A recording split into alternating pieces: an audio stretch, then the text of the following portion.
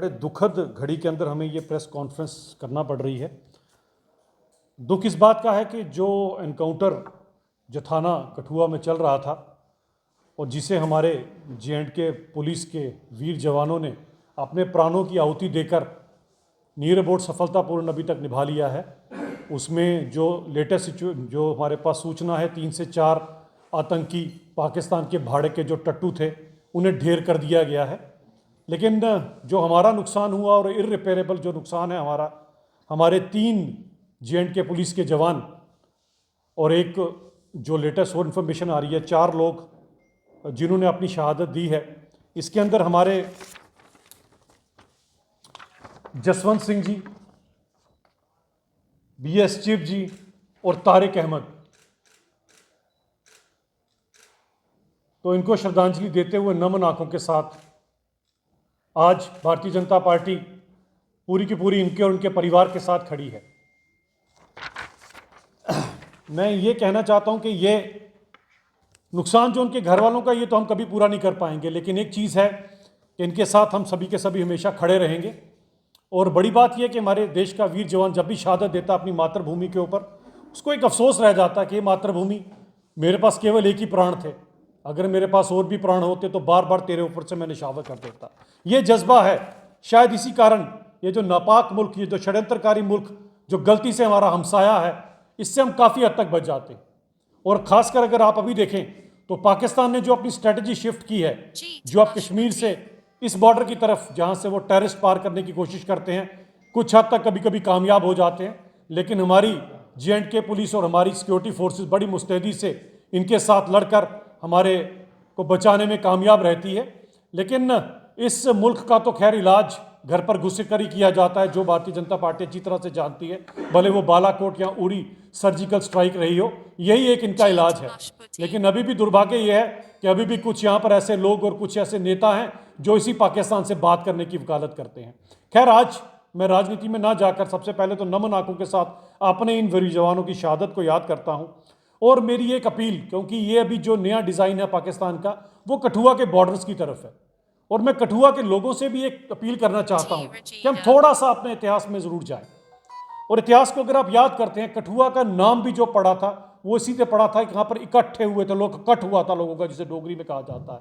और वो जब लोग इकट्ठे हुए थे तो उस ज़माने में ये जो तुर्क मंगोल लुटेरे जिन्होंने हिंदुस्तान में अलग जगह पर लूट खसूट मचाई थी, उन लोगों के खिलाफ कठुए के लोग इकट्ठे हुए थे। और उस ज़माने में मैं अगर आपको बताऊं, 1.5 लाख से ज़्यादा लोगों ने ये मोर्चा संभाला था, जिसमें घुड़सवार थे, तलवार वाले, भाले वाले थे। इन सब ने मिलकर कठुए की धरती को दूषित नहीं होने दिया। इन सब से मैं आज भी अपने कठुए के शूरवीर लोगों से, क्योंकि मैं भी मूलतः कठुआ से आता हूँ, सहसवा मेरे गांव का नाम है, मैं आज भी कठुआ के लोगों से रिक्वेस्ट करूंगा कि इस समय ये जो पाकिस्तान से जो घुसपैठिए, जो पाकिस्तान के भाड़े के टट्टू जो बीच में अभी पहुंच गए हैं, कुछ लोग जो बीच में हैं, इनका खासकर आप सभी लोग जो है बड़ा सचेत रहे इन सब चीज़ों को लेकर। और हम में से मैक्सिमम लोग क्योंकि आर्मी से या पुलिस की बैकग्राउंड से आते हैं, तो ये देखिए कि अगर कहीं पर भी ऐसी चीज़ होता है, अगर आपको खुद भी इन सब चीज़ों के ऊपर देखना पड़ता है, तो ज़रूर आप सब मिलकर इन सब लोगों के खिलाफ अगर कार्रवाई करेंगे तो पुलिस की भी मदद होगी, आर्मी की मदद होगी।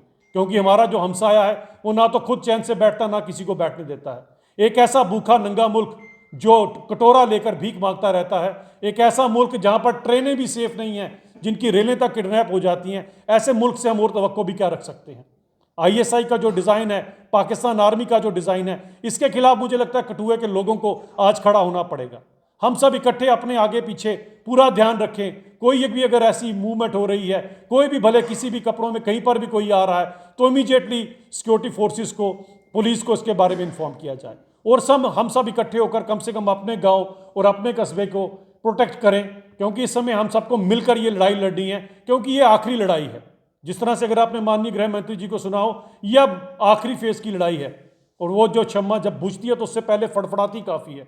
अब ये वही स्टेज चल रही है। लेकिन हम सब मिलकर, क्योंकि हमारा इतिहास गवाह है कि उस समय भी 1.5 लाख कठुए के लोगों ने मिलकर इन लोगों को यहाँ पर अपनी धरती पे कदम नहीं रखने दिया था। आज भी मेरी तवक्को अपने सभी लोगों से यही है।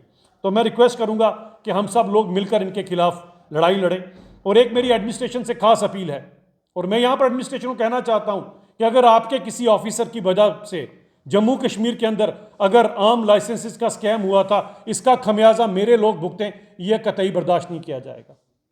आपके यहां पर जो लैकूना था, उसके कारण आज मेरे लोगों के जो लाइसेंस रिन्यू होने हैं, मेरे लोगों ने जो नए लाइसेंस के लिए अप्लाई किया है, वो पूरे ही नहीं हो पा रहे हैं। अगर 100 लोग अप्लाई करते हैं, खींच के एक आधे को किसी को मिलता है, बाकी लोगों को क्या कसूर है? ये सभी के सभी देशभक्त हैं और मुझे लगता है जब ये अगर अपने सभी जितने डॉक्यूमेंट चाहिए उनको पूरा कर रहे हैं, तो आपको लाइसेंस देने में कोई हर्ज नहीं होना चाहिए। ये इनका हक बनता है लाइसेंस के ऊपर, और रिन्यू करना भी इनका हक है। जिन्होंने अप्लाई किया है, खामखा बिना किसी बात के इनके लाइसेंस को ना रोका जाए, क्योंकि ये मुझे लगता है बहुत गलत है। और गलती एडमिनिस्ट्रेशन की है तो एडमिनिस्ट्रेशन अपनी गलती को देखे, हमारे लोग क्यों भुगते इसके ऊपर? इस चीज को लेकर, इसका संज्ञान लेकर मैं माननीय उपराज्यपाल मनोज सिन्हा जी से बात करूंगा कि मेरे लोगों के जो लाइसेंसेस हैं जिनके लिए अप्लाई किया गया है, वो डायरेक्शन दे डीसीज को और बाकी सबको कि इमीडिएटली सभी की फाइलें क्लियर की जाए अगर उनकी वेरिफिकेशन प्रॉपर आती है तो, क्योंकि ये नीड ऑफ द आवर है। और इस समय जिस हिसाब की सिचुएशन है, सबके पास, जिनके पास लाइसेंस जो रख सकते हैं, जो ट्रेंड है, उनको पूरा अलो करना चाहिए इन सब चीज़ों के लिए। और ये भी मैं ज़रूर कहना चाहूँगा कि इस मौके पर जो नम नाखों से हम इनको श्रद्धांजलि दे रहे हैं, आज हम सब इनके परिवार के साथ खड़े रहे। इनकी कमी तो हम पूरी नहीं कर सकते हैं, लेकिन ये जो शहादत इन्होंने दी है, और मैं सैल्यूट करना चाहता हूँ अपनी J&K पुलिस को, जिनके जवानों ने इन ट्रेंड टेररिस्टों के साथ लोहा लेते हुए इन्हें मार गिराया है और अपने प्राणों की आहुति दी है। बहुत बहुत धन्यवाद।